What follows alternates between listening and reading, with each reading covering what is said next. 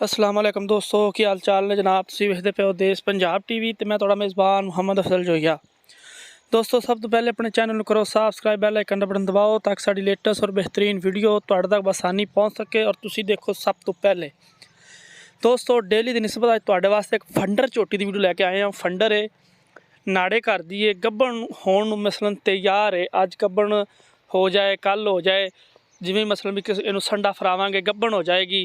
तैयार है गब्बन होण नूं, नाड़े घर दी नज़र आंदी, गुल शुल चंगे ने, मुल मकूल है। 1,20,000 रुपया इनकी डिमांड है।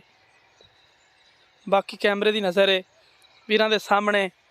माशाअल्लाह झोटी बड़ी खूबसूरत है, झोटी की वेल चंगी है, झोटी की शान चंगी है।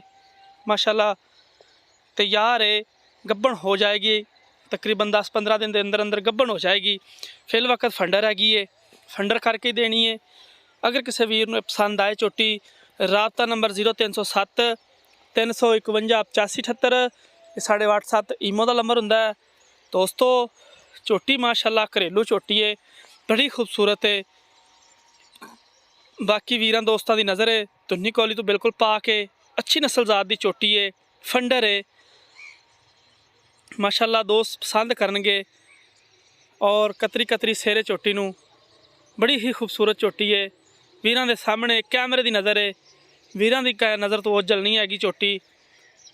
इंशाअल्लाह हर रोज़ ये कोशिश करी दी है कि वीरां नूं खूबसूरत जानवर दिखाइए।